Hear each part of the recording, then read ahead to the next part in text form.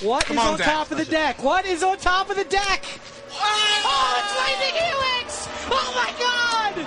Oh my god! Welcome to Hunt Movie. Hello, everyone, and welcome into the show. Welcome in each and every one of you heroes and villains. This is your origin story. Where did you begin? What started it all? Were you a young child, or did this happen to you later in life? Were you born with powers? Or was it something created in a lab or in a factory? Or maybe Tony Stark built it in a cave with a box of scraps? You know what I'm talking about? Hello, everyone. Welcome in to Marvel Superheroes League. Big universe beyond set, big news, big magic set, big league. Hello, everyone. This is Hunt the Week, your weekly Magic the Gathering podcast about the Arena Gauntlet League that we know, love, and play in. Who am I? Well, I am your host with the most. Your Don John DeMarco, your Goku or Go Home, the Pride of Mardu. We know. I'm a 8-time top 8er, 2-time league winner, and one time I got to be a little bit of a villain. Just a little bit. We're going to talk about it. It's going to be a big show. I love these kickoff shows, right? This is the start of Marvel superheroes. I definitely grew up reading Marvel comics. Was surprised when they made all the Marvel movies. And now there's a lot of Marvel fatigue out there, and now it's in Magic, and boy, are we dealing with that. But we got a lot of other Universe Beyond sets to play, too. This is a big, non-Magic league, which is fun. I'm sitting here, I'm looking at my pool, and I'm like, these cards are bizarre. I got Ant-Man's army hanging out with Rocksteady. I got the Turtle Van being driven by Khazar of the Savage Land. What's this guy doing driving a Turtle Van? I don't know. We got a lot to talk about it. Let's go ahead and let's fight a god. I am a god, you dull creature, and I will not be bullied by that.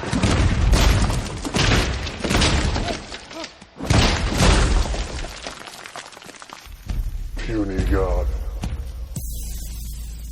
That's right. This week, as I record, currently 4:40 p.m. on Thursday, and since the league is just starting up, we haven't. There's no standings. We're all in first. We're all in first place. Congrats to all of us.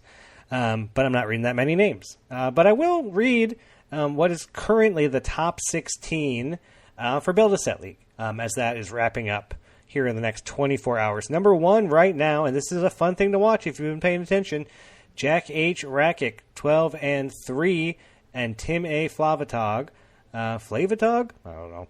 12-3. But their tiebreakers are neck and neck. They've been bouncing back and forth. It all kind of depends on these last couple games to see who's going to get the pennant. Tim, guest on the show this week. Super awesome guy. I've been rooting for him. But if Jack wins, that's another roll down. And I love me, Player of the Year roll down. Stephen L., Lim Revolution, 12-3. Their first top 16 finish, finishing in third. Awesome. Congratulations. Ryan M., Rern, 12-3. Just won the last league. Was just on the show a couple weeks ago. He Ryan underplayed in week 1, and then he went 5-1 in week 2. This guy is so good, man. I say his name so much, and you know why? It's because he's amazing. He's top 8'd this is going to be his 10th in 2 years. There's 6 a year? Crazy. Jared C., Waffle Tiger, 11-4. David M., Dave Murrah, 11-4. Michael B., the Monkey Mage. This guy also cannot be stopped, 11-4. Ryan H., Kitchen Sinks, 11-4. Sawyer T., Soy Boy, he's back. He's better than ever, 11-4. Matt Co-Myth, 11-4. Preston B. Vorbis, 10-4. Tim O. Zevin, 28, 10-4. Matt G. I Love Atar, 10-4. Jamie W. Jamie, 10-5. Nick A. Neestar, 10-5. Nolan F. Mordor, 10-5. congrats to everyone that's there and everyone that did well. Wasn't an easy league to do well in 10-5. Congratulations, you guys did great. Hope you enjoyed Set League. What a great league this was, man. This is League of the Year so far. I think this is League of the Year.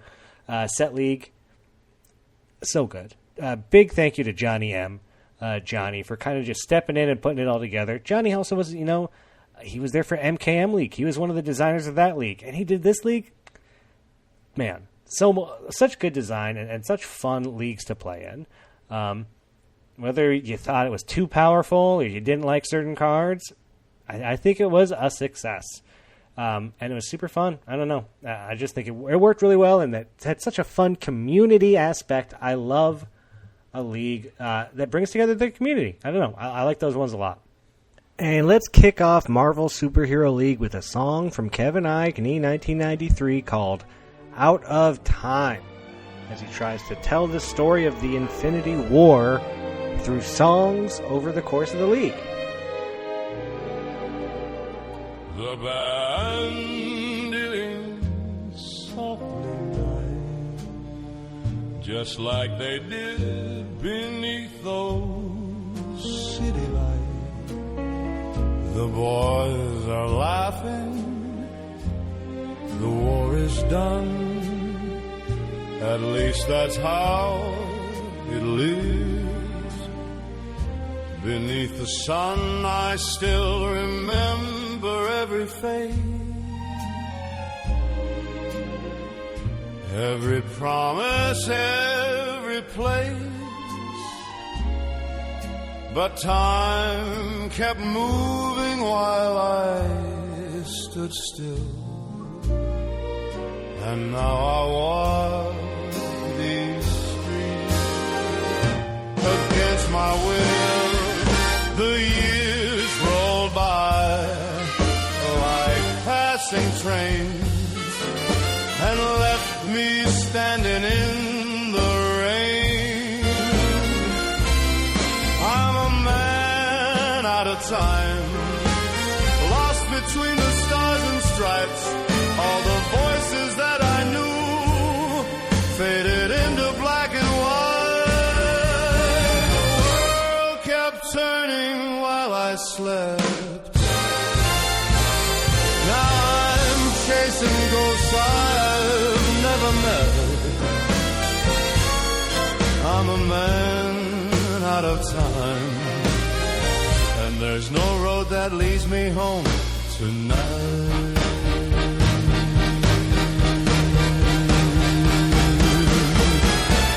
The records spin, but they sound strange. The names are different, everything has changed. The corner diner, the neighborhood crowd, gone like a whisper, swallowed by the clouds. I see their pictures on the wall, the ones who thought we'd have it all.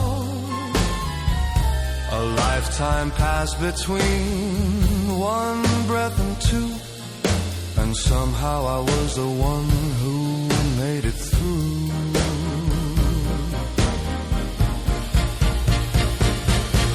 The years rolled by like passing trains and left me standing in the rain.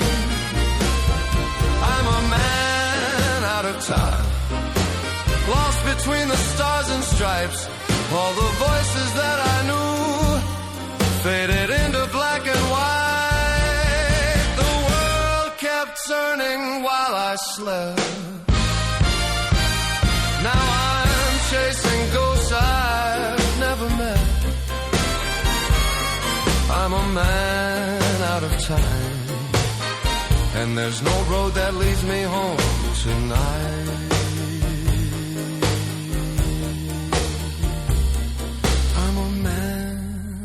Time, and there's no road that leads me home tonight.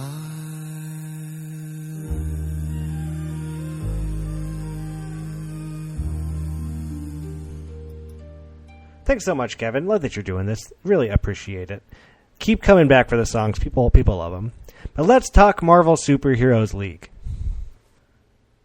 I don't have a lot to say about it yet. The set's still super new. Okay. Set's only been on for a couple of days. I've done one draft. I have played 3 games of that draft. I'm still going. This is what my thought and strategy is, I think, so far for this league. Because the way this league works is there's all these packs. The more powerful packs give you negative points. Hero points is what they're calling it. And there are these other packs that give you positive hero points, but those packs may not be on like a power level scale as good as the other packs, the villain packs, the hero packs.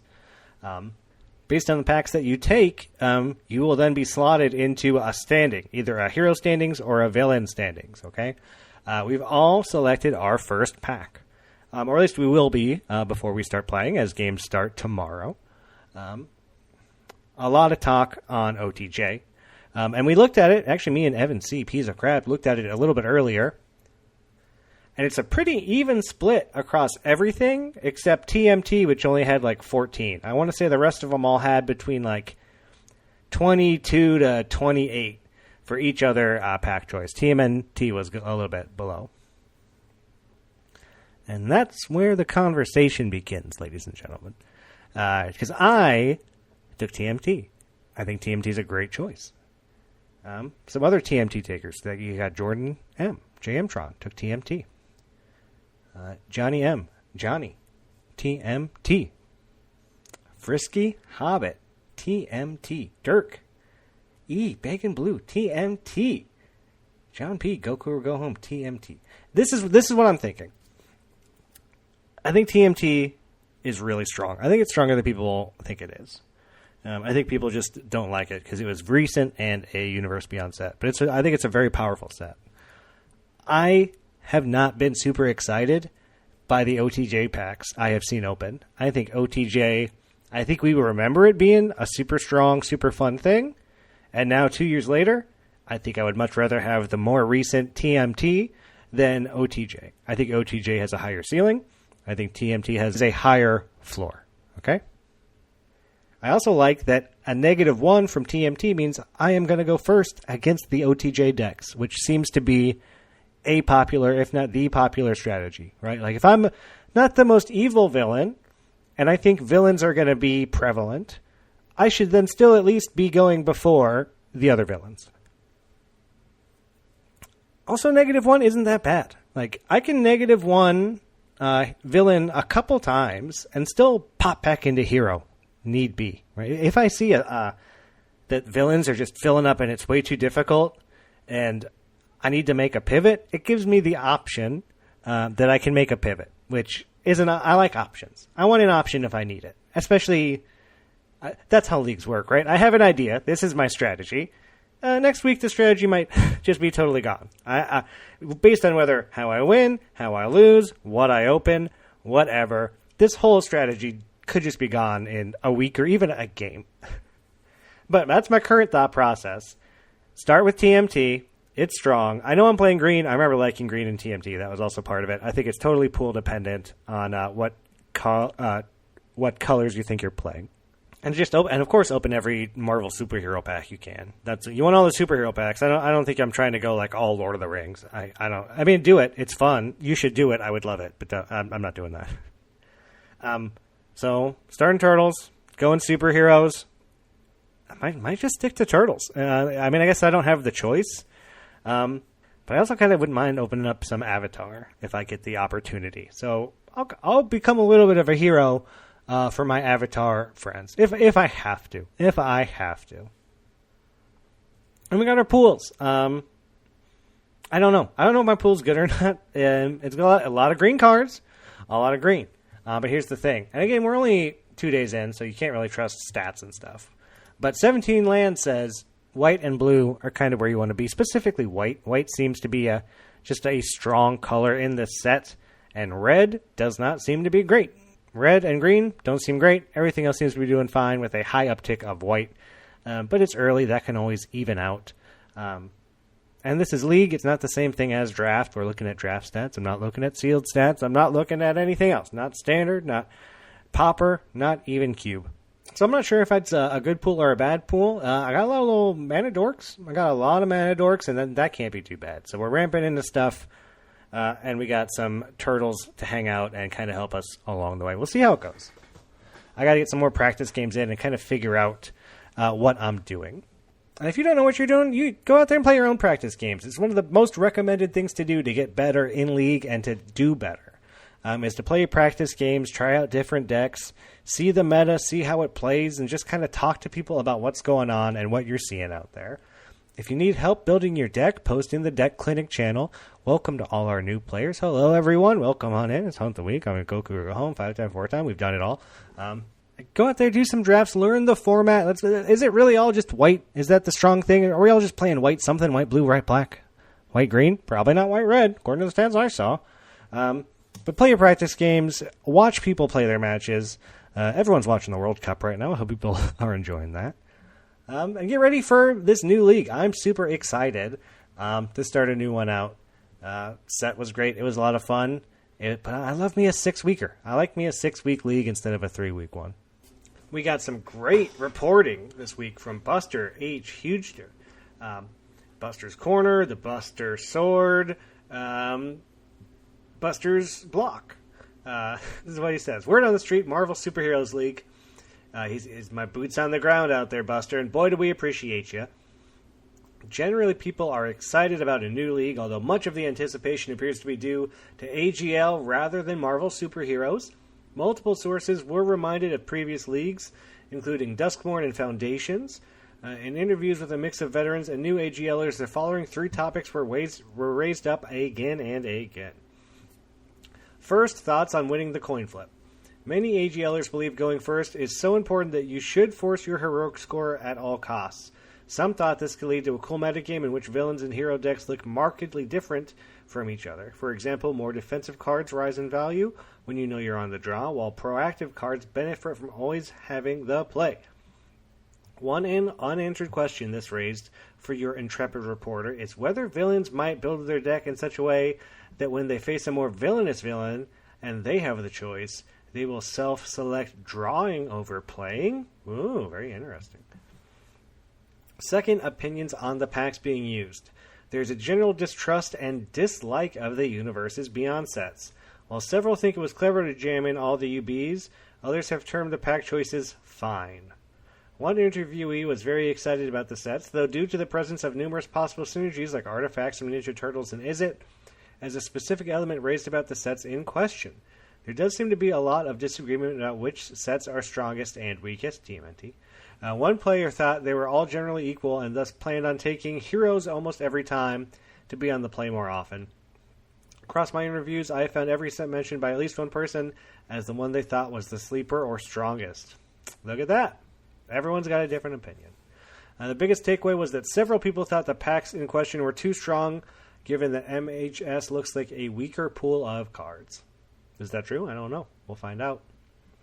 Finally, ideas about top 8 and splitting heroes from villains. A few feature players see the separation into 2 top 8s as leading too much metagaming.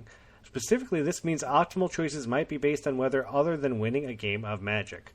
One gamer noted that the split standings nicely dovetail with the coin flip because everyone on a side will be in the same boat, generally regarding having played first or drawn first in most of their matches. There was also references back to the past top 8 standings such as Playground League and Spider-Man as places where it led to much less volatility than people expected. A big thank you to David, Piers, Simon, Zach, Bob, Tim, Colton, Chris, Kevin, Jacob, Alex, the Knicks, and the anonymous contributors for their thoughts and opinions. If you have any hot tips to share on future leagues, send them over to Buster. He'll continue to have his ear to the ground and his eyes on the prize. Thank you, Buster. And of course, we've all seen a lot of Marvel movies. It's been a big part of the zeitgeist for a long time now. The most recent one was the Fantastic Four that came out last year. I don't know if anybody saw Fantastic Four. There's some great cards that represent the Fantastic Four in the set. And Marvel's really famous for their after the credit scenes, which I'm not sure how this set's going to replicate that, if that's something that they're looking to do. But that could be cool. But this set was actually foreshadowed at the end of Fantastic Four, and then like after the credits roll, you got to stick around to watch it, kind of thing.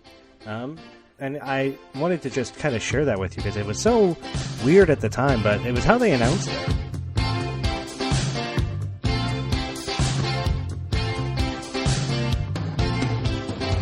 Wolverine walks down the street, he says, why must I be such a hero now? Why must I be such a hero? The rest of my packs are not good. I need a shot at a bomb rare. I need a shot at redemption. I don't want to end up a zombie in a Marvel graveyard. Avengers assemble. On my next loss, I'll increase my hero score. Mr. Ultron, get these mutants away from me, you know. I don't want to lose my toss. If you'll be my supervillain, I will be your hero rival. I can call you evil. Evil when you play me, I will win the toss. Villain walks down the street, he says, why do I keep going second?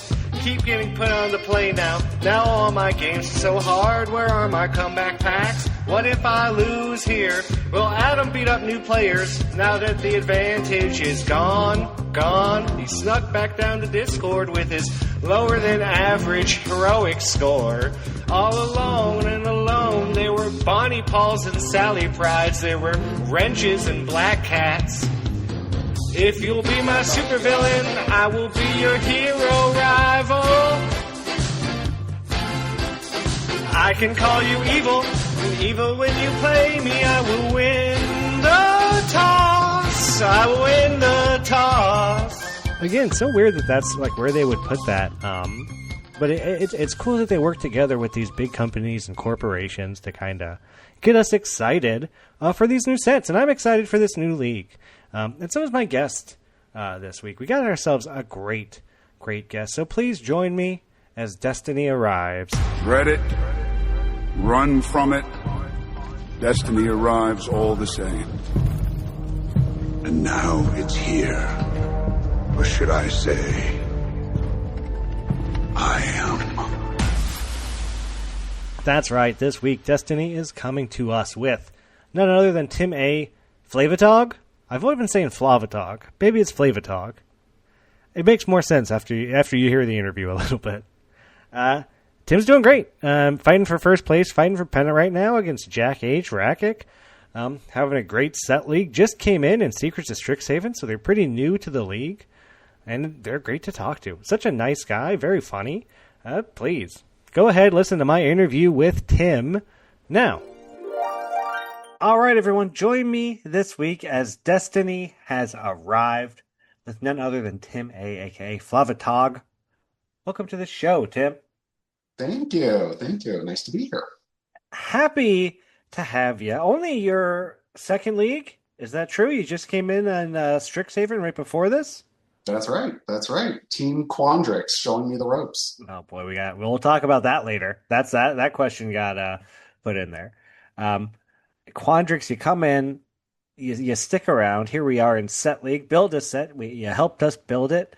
You're playing great. Currently number one in the standings. And what seems to be a nail biter here down here to the end.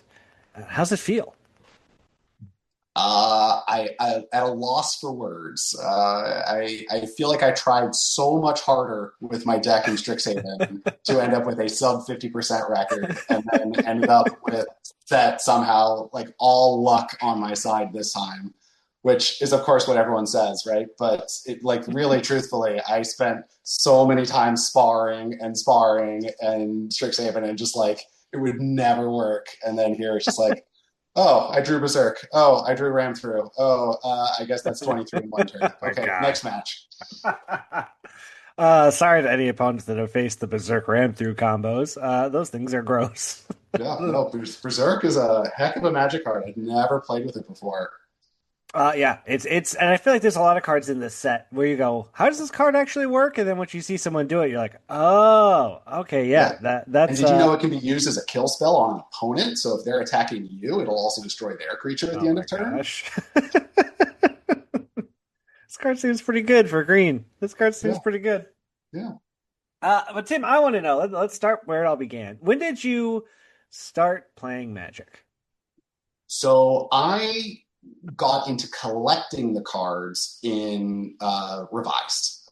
They were at the local card store or game store even, and me and my neighbors, we all collected them. But we were all like 10, and we didn't know how to play, and the game was complicated. And we'd collect some dark cards because the art was a little trippy, and then eventually started collecting some Fallen Empires cards, and they were all terrible. And then we all stopped playing that, and we started playing Star Wars and Star Trek and other sort of stuff that, no longer exists. Yep. But the first game of Magic didn't come until 2014, 2015. So I was a grinder on Hearthstone way back when, and they had their sort of, was it the arena mode? Basically their limited format. Yep. And in the early stages of the game, it actually felt like your deck building mattered and the plays mattered. And eventually it stopped being that way and getting super random, which is what I think basically people started leaving that game. But someone told me oh, well, there's this other game, Magic. I'm like, oh, I remember Magic. And limited Magic is super duper fun. And there was a video game to 2014, 2015. Magic used to come out with video games that you could play. And it was great because it would teach you how to play the game. And I'd never actually learned the game despite still having cards from 1994. And it was just off to the races from there. It was, F&Ms, it was MTGO, and then eventually, Arena, and just, I'm always bronze and constructed, and however far I can get in limited. We have a very similar story, Tim. I played that Magic game. I went down to GameStop and I got my promo scavenging ooze that they gave out. I don't know how or why you could prove it, but I learned to play on PS2 or 3 or whatever it was. Super cool. Right around the same time. Yeah. But yeah, I'll tell you, Cons of Tarkir is a really good gateway drug into Magic the Gathering. You have no idea what you're doing. It's the first time you're playing, so you don't know that the rules keep changing. And so I'm like, this morph effect is kind of cool, and all these creatures then flip over, and what is this? And did not know it went away 3 months later. Hey, but you open those fetch lanes in that set too. Oh, everyone seemed very excited when that set came out. And I'm like, yeah, this is pretty cool. I didn't know that it was, quote unquote, an all-timer. Oh, it's an all-timer. Although we played it in League last year, and everyone said it was Boomer Magic, and everyone hated it. So. Oh yeah, no, absolutely. It's all sorts of 2/1s with no text, but then eventually you can get a 4/4 with lifelink, and you're golden. Yeah, you start tapping all your guys to put counters on guys, and now your guys with counters have 5 effects because you got all the guys that care about counters. It's you play that fun game. It's fun. It's fun. I promise. I promise. So you've been playing for a good while. It seems like 10 plus years of limited Magic. Yes, occasional breaks when life gets in the way, but I'll always come back to it. It's amazing to me how these game designers can take the same rule set and just tweak it enough, and it'll just be something new over and over and over again, and you get to play with all the cards. That's the problem with constructed. You just, it's too samey. I agree. Give me something new and keep it changing. I like it. I like the jazz. You never know what's going to happen. That's right. Let's talk about set league, build a set again. As we sit here in the final week, you're up there at the very tippy top. What did you think about it? What was your experience? It's only your second league, but compare it to Strixhaven. Let's hear the pros, the cons. What did you think? Sure. So I was on team. Let's have interesting strategy rather than individually powerful cards. I think that was the case, at least. I went back and I looked at all of my picks. Nice. And, most of my picks were not what everyone else picked. However, I apparently did pick Ram Through. So I clearly still don't know anything about how to make a set. But I went through, I was just like, man, the only things that I picked were just, kind of some lame ones here and there, the stuff that actually went through. But I think maybe 20 to 25 cards were ones that I picked that made it through. But when you got a set of, hundreds, that clearly shows I only went with the grain. so many times. But I liked that. I was overwhelmed with the number of different suggestions and people offering their suggestions. So I felt a lot more, I'll just sort of let the masses filter it for me, and then I'll go from there. It's too much. There are some really hardcore Magic players in AGL. It's shocking, right? But yeah. There's cube people that love cubes. This is their dream, Yeah, no, I love it. Did you enjoy playing it? What were your thoughts on the gameplay and the actual set itself? Sure. So I did not get to do a single draft. Okay. I was basically at work or something else, responsible in life whenever chat was blowing up with trying to get people to join. But everyone has said it was excellent. I was able to do a roto draft, and I was able to do the sealed. And it was my very first roto draft. And so that was fun to be able to play that too, and did pretty well on that one. And then, the sealed was interesting. I feel like as the dust settles, it's pretty clear that there were some lanes that you hoped to be in. You didn't know that when the league started. It's like, were you blessed with particular sets of cards? But from what I'm hearing, murmurings from other people, you could do some pretty crazy stuff still and compete. You just have to work harder for it. Yeah, I think so. I think there were the busted cards, and I haven't seen all the, as they do the top 16 and everyone posts their deck, we'll see who all had the Ugins and the whatevers, and the Dions, and who had the scrappier decks out there. Nothing here was a paradigm. So I was so thrilled to play this. I mean, Strixhaven was just dessert all the time. It's super fun right at the beginning. You're happy. You make these like crazy, I'm going to remember this series of plays forever. But then it's like the 20th time you're doing that. You're like, okay, maybe Arcane Omens isn't a good card. That's right. maybe drawing out my entire deck is not super fun. Maybe, hitting people for 6 while also gaining 5 cards and whatever. It's just, not when anything less than a 4-for-1 is a bad card. You're just like, this is not Cards of Tarkir here. This is not my little, engine with 6 different pieces to like gain a counter. Right. It's like, okay, you cast Moment of Reckoning. Okay, well, here comes my Moment of Reckoning to counter your Moment of Reckoning, and we'll kind of see where this. Oh, now we're both looping it. Great, fun. Now what do we do? But again, if that's the very first time you've had that interaction, you're like, this is wild stuff. Yeah. This is super magical. Cool. And if it only like works once every 4 times, I think that's great. The problem is that this nonsense was too consistent and just too much. That's why we had to do it ourselves and build our own. That's why. Yeah, I think it was a great palate cleanser. Here's our next question. How would you change it? What did we get wrong, or what do you think would make it better? So I think the challenge is, and part of the fun, right, is it was designed on the fly. There was no playtesting that I was aware of. Maybe Johnny's doing. There was like a draft or two, maybe. There was a sealed. There was a sealed, and there were 2 drafts, and from what I remember, it toned down white. Yeah. No one was saying, "Oh, hey, here's this spell that costs 2 mana, removes your blocker, deals 6 damage to your face," or any of the stuff that really seemed to be busted. I mean, maybe white would have been the boogeyman without those changes, but I don't know. I think I definitely remember people saying green was weak, and I think it's like maybe green is weak aside from the trample package. Because I don't know that blue-green or the other green colors.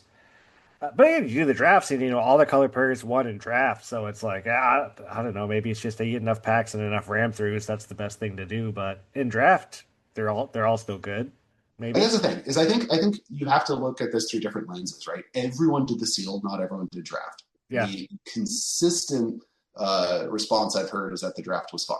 And in the roto draft we did, I was basically blue-green. and could just ramp like crazy Yeah. into some crazy nonsense spells and just kind of go over all of the little white value decks or aggro decks or anything like that. Yeah. Uh, and I'm sure someone else could build something a little different and go twice as fast as my ramp strategy and knock me out before I can do anything cool. Yeah. So, I think that's fun. I think everyone gets to play the flavor of deck that they enjoy the most. Yeah. And I think it again, I thought it was great. I had a great time playing this set. It was really fun. But in Um, terms of like what else to kind of change, I mean, I think part of the fun was that like you didn't know what the final recipe was going to be.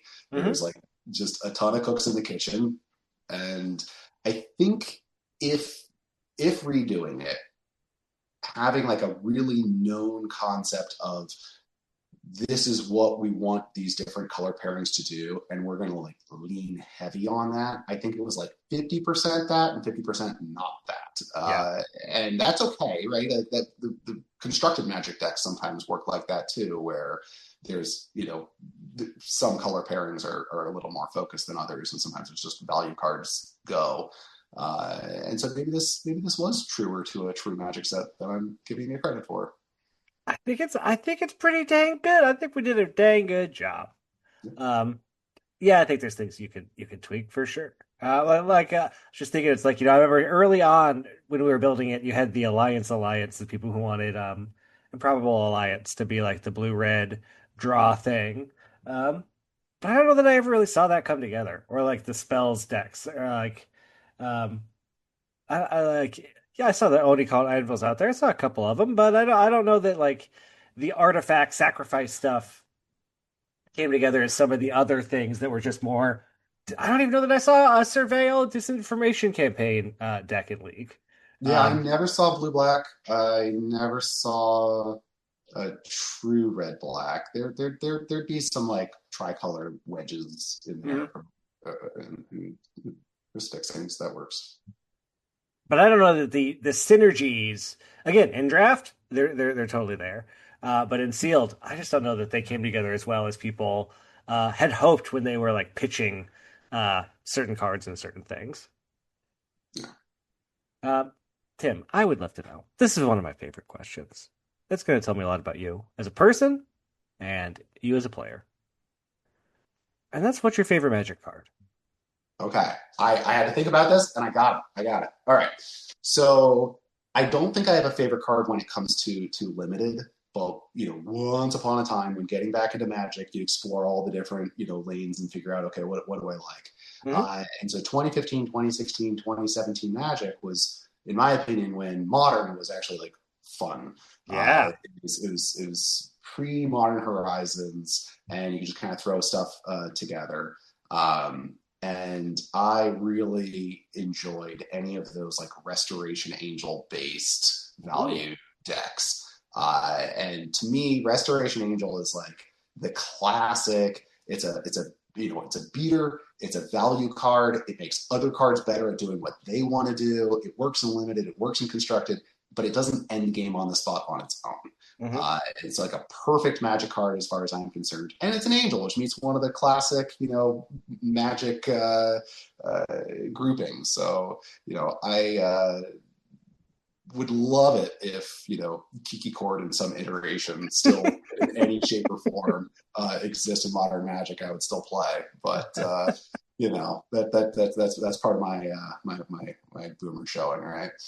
No, again, I'm with you. I'm right there with you, Tim. That was a great time in Magic. That was modern. It was really good back then.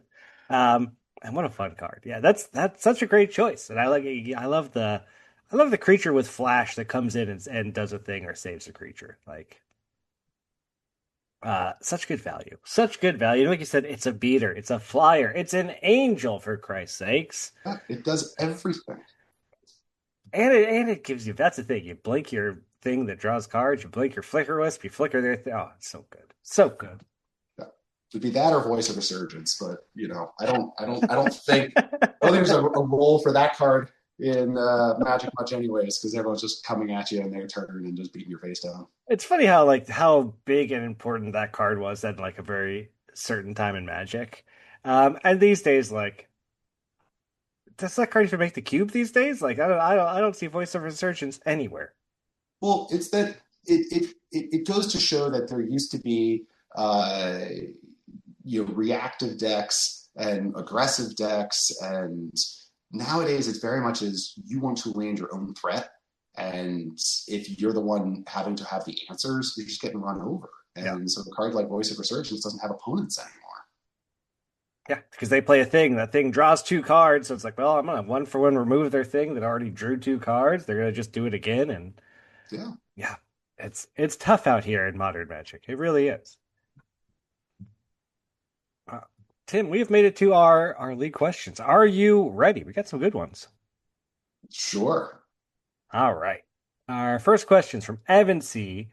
Peas of Crab. What's Tim's favorite flavor? Yeah, this is where the flavor talk comes in. Flavor Okay. talk. Yeah. What's your favorite flavor? Flavor talk. Alrighty. Uh,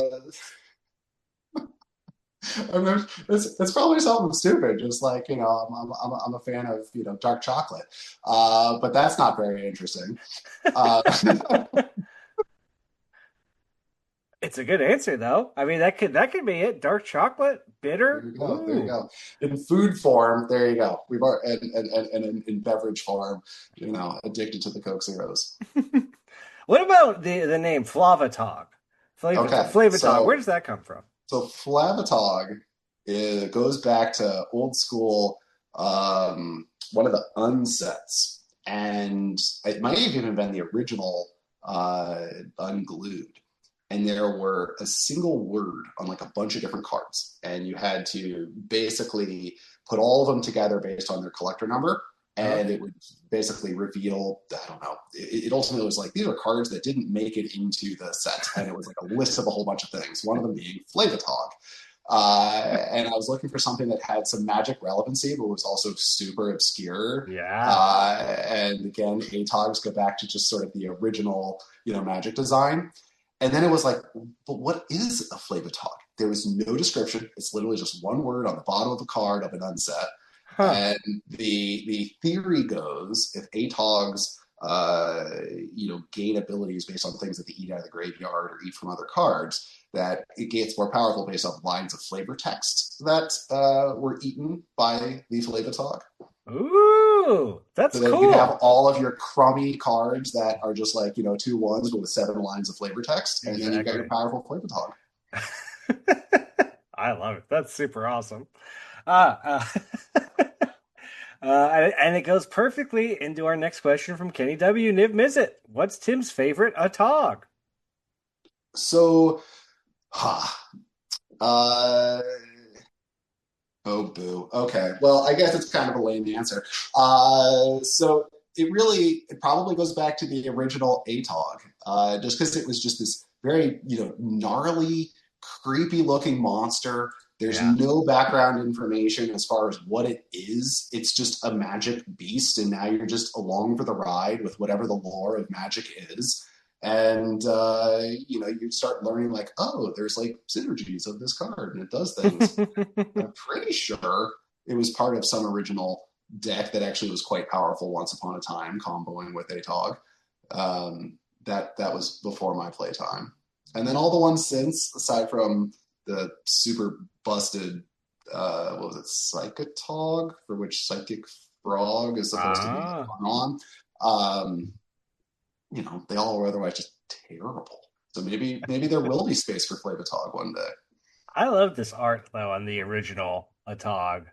It's all like veiny and creepy looking. Yeah, it's super. It's back when like magic cards were super creepy.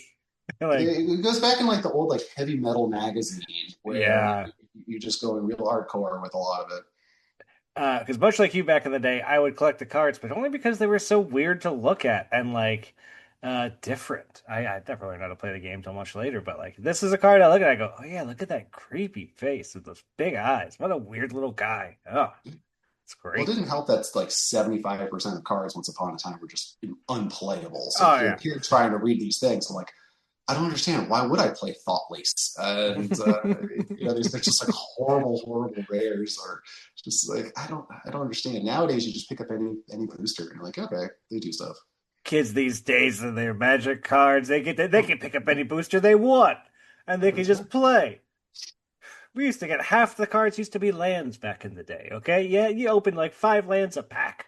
Okay. Empire interview is going to be like, here's this new guy, old man, coloring clouds. Oh, trust me, they love that here. They're going to love that here. Chris K, Kaiser Roll would love to know, what's your favorite tiki drink? All right, so there's backstory here. Yes. So the Roto draft was done when I happened to be at a convention, conference, whatever you want to call it. That was a tiki thing. It was 4 days in Fort Lauderdale, Florida. And so I was having to do my Roto draft while like at these like pop-up bars and listening to surf music and other sort of stuff. I'm like, oh, I gotta get my picks in, I gotta get my games in. So my midlife crisis / COVID hobby is learning all things tiki drinks and rum, and to the point that it's become a weird, creepy side obsession. So long story short, the best tiki drinks out there are going to be either a Jet Pilot or a Demerara Dry Float. And those words mean nothing to every single listener. You're welcome. Jet Pilot and a Demerara Dry Float. Try it out. Demerara Dry Float. There you go. They sound great. I know nothing about tiki drinks, but now I want to try. Now I want to try it. I really do. Our next question is from Johnny M. Johnny, curator of the set. He says, your set picks were Sage of the Fang, Collector's Cage, and Cease and Desist. Why did you choose these cards? Okay. So Sage of the Fang was part of we're trying to actually craft a set that's going to have synergy with different cards in the set. And, here are some suggestions of each of different color pairs. What can we do? And so I was like, okay, well, it does some graveyard stuff. It does some counter stuff. It seems to synergize with a lot of what Green's doing. I never saw anyone cast that card. I saw it cast in draft a couple times. For sure. Oh, good. Yeah. The Collector's Cage is, I loved how nonsensically busted OTJ was. I saw this card a lot. I saw a lot. It was just so wild. It was a pile of good cards in its own set, good cards in Big Score, good cards in the wanted posters, and therefore it was like, if everything's busted, nothing's busted. Mm-hmm. But they all had, some answers. And so it was a throwback to that, because I just thought that set was just wild. And I'm happy to hear that some packs are coming back. So then I figured, okay, if I'm going to be bad and include that card in there, then I figured Cease and Desist could at least be another one of these, coming off the sideboard, deal with the graveyard strategies, deal with the artifacts and strategies. So, the biggest problem if one of these pairings ended up being too powerful is you want counters to them. Yeah. So I figured, maybe that'll work. I love it. You put in cards that you love because they're powerful, but you also put in role players, you put in answers. You're trying to help everybody, but also help yourself a little bit with that Collector's Cage. I love these picks. They're great. Essentially, the Fang is also just like, that's just a good card. Like, so something's going to care about counters. That's going to make it so much better. And it just plays well. It plays on curve. Plays good with graveyard stuff. It does a lot. It has a role no matter what. Yeah. It goes into a lot of different things well. Kenny's back for another question. Kenny would love to know, what first got Tim interested in the league, and how do you compare the 6-week league experience versus the 3-week experience? So I'm pretty sure I have heard other people say this already, and I'm pretty sure I won't be the last person to say it, because I think I just read a new entrant into the Marvel Superheroes person in general chat, chime in about this exact same answer. It gives you an opportunity to play a longer stretch of games, because the worst part of being a limited player is eventually you just stop playing that deck. And so it just kind of gives you a little more time with those cards. It gives you a sense of community, because maybe this analogy is crass, but I find best of one limited on Arena is like methadone. It just kind of keeps you going. It's not a high. It's like it kind of scratches the itch, but it's not quite there.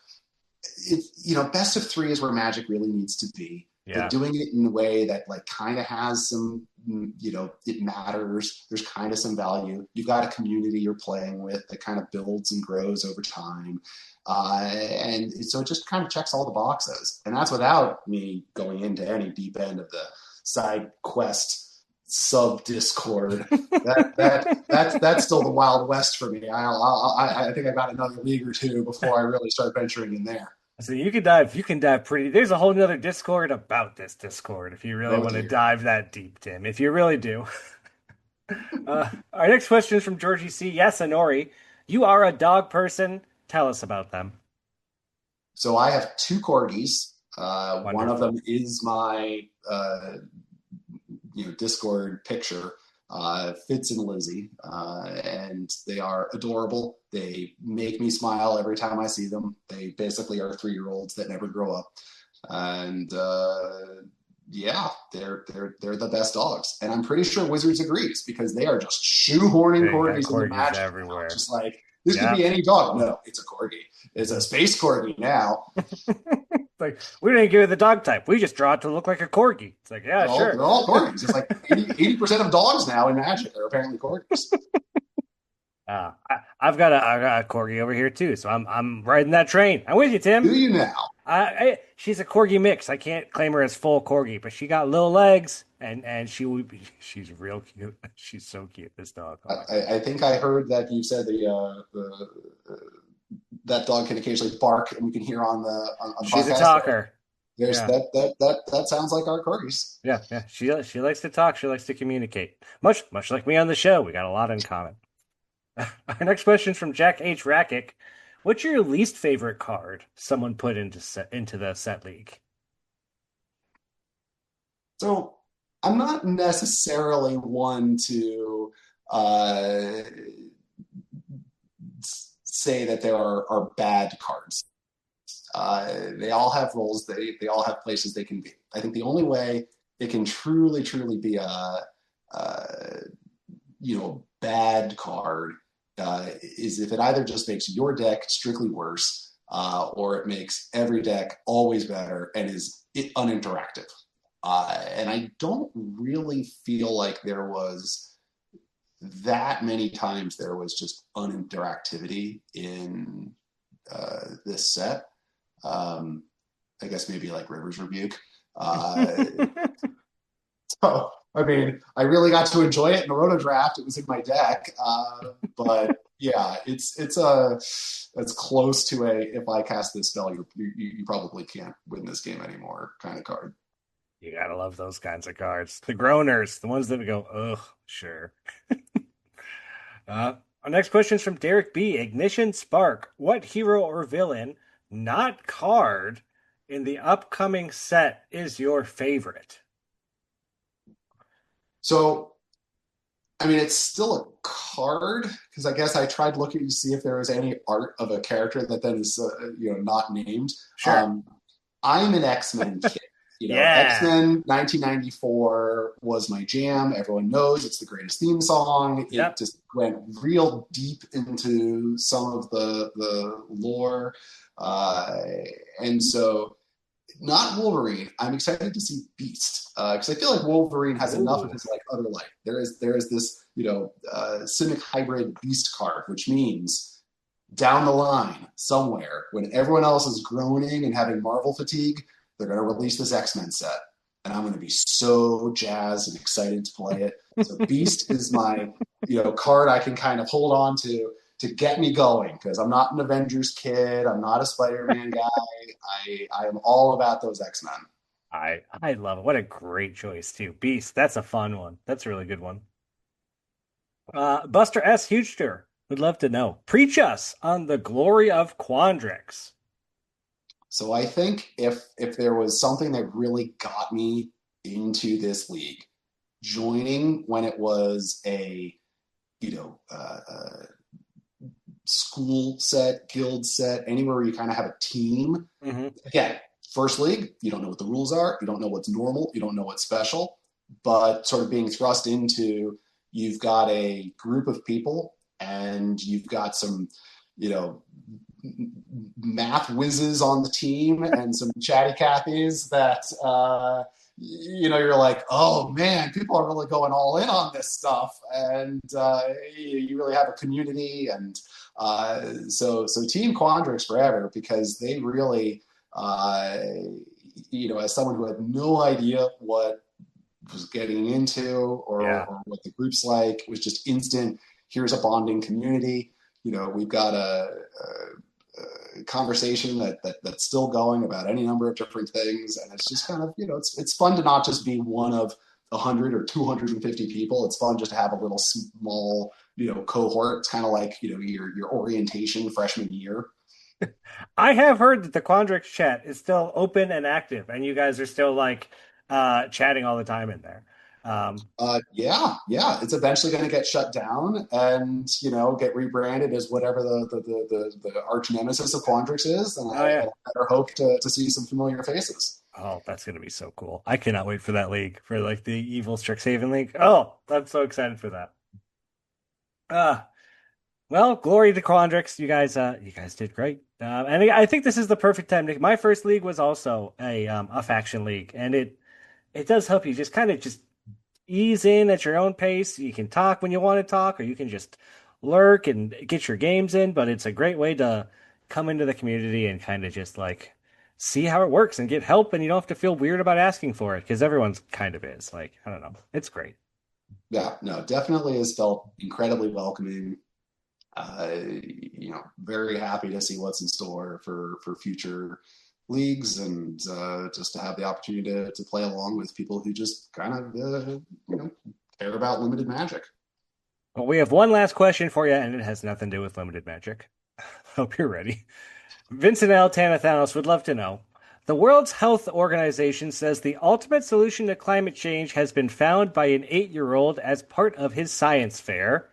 What is it, and how is it implemented on a global scale? So I'm thinking, what resources does this person have available to them?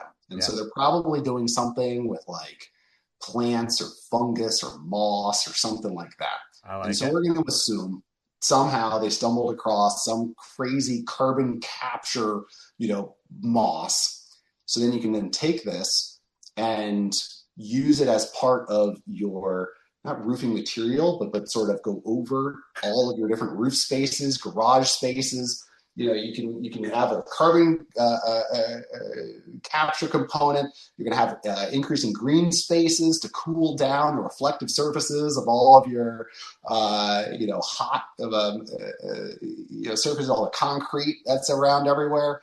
And so you get 2 for 1. I love how much thought went into that. That was wonderful.